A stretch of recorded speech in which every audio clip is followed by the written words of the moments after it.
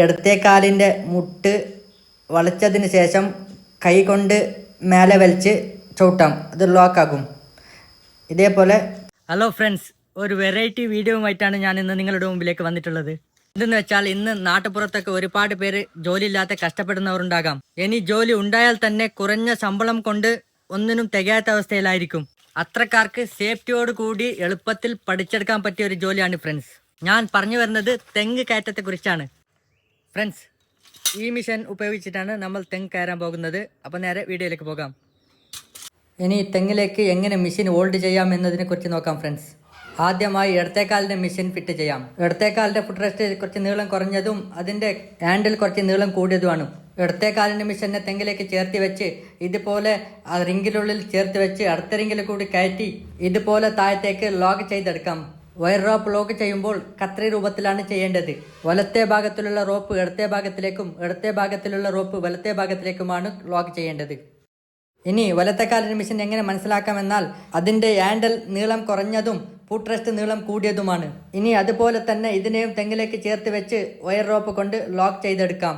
ഇനി ഏത് ജോലി ചെയ്യുകയാണെങ്കിലും സേഫ്റ്റി പ്രധാനമാണ് ഫ്രണ്ട്സ്. സേഫ്റ്റിക്ക് ആവശ്യമുള്ള ബെൽറ്റുകളും മറ്റു കാര്യങ്ങളും ചെയ്യേണ്ടത് നിർബന്ധമാണ്. എല്ലാ ദിവസവും കയറുമ്പോഴും മെഷീനിൻ്റെ ഓരോ പാർട്സുകൾ ചെക്ക് ചെയ്യേണ്ടത് അനിവാര്യമാണ് ഫ്രണ്ട്സ്. അതിൻ്റെ റോപ്പായാലും നെറ്റ് ബോൾട്ട് ആയാലും. വയർ റോപ്പുകൾ കത്രിക രൂപത്തിലാണ് ഫിറ്റ് ചെയ്യേണ്ടത്, ഈ രീതിയിൽ. ഇനി ഇതുപോലത്തെ ഒരു തോർത്ത് ആവശ്യമുണ്ട്. ഇതിനെ റോൾ ചെയ്ത് അരയിലേക്ക് കെട്ടിവെക്കാം, തേങ്ങ വെട്ടാനുള്ള വെട്ട് കത്തി വെക്കാനായി.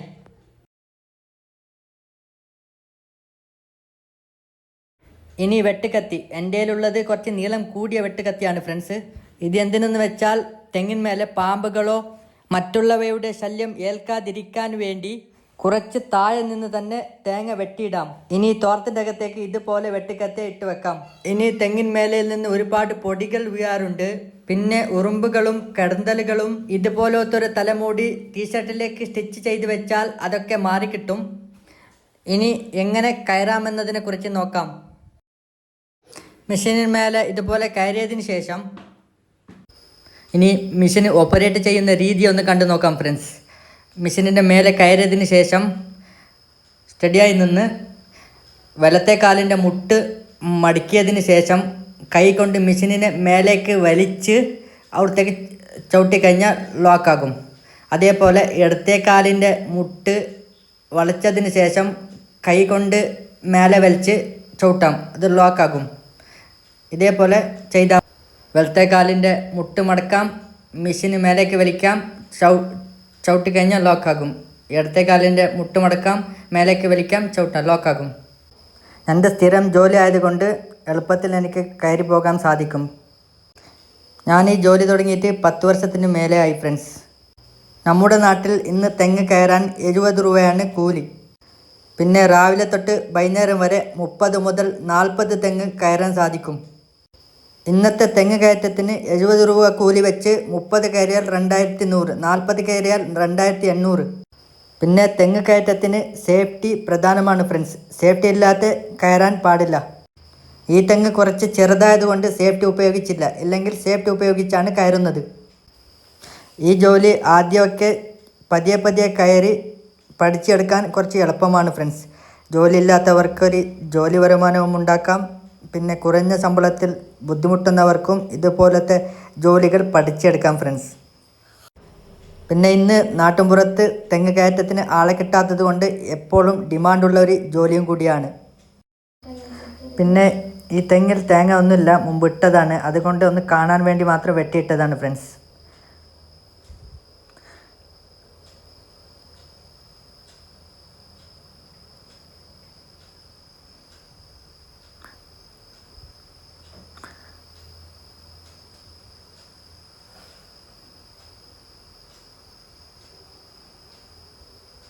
അതുപോലെ ഇറങ്ങുമ്പോഴും അതേപോലെ ആദ്യം ഇടത്തേക്കാലിൻ്റെ മുട്ട് മടക്കാം.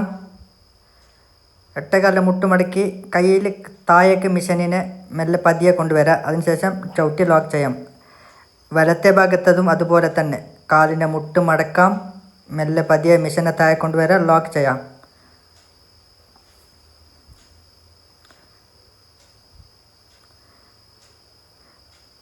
അതിനുശേഷം ലോക്ക് ഊരിയെടുക്കാം ഫ്രണ്ട്സ്.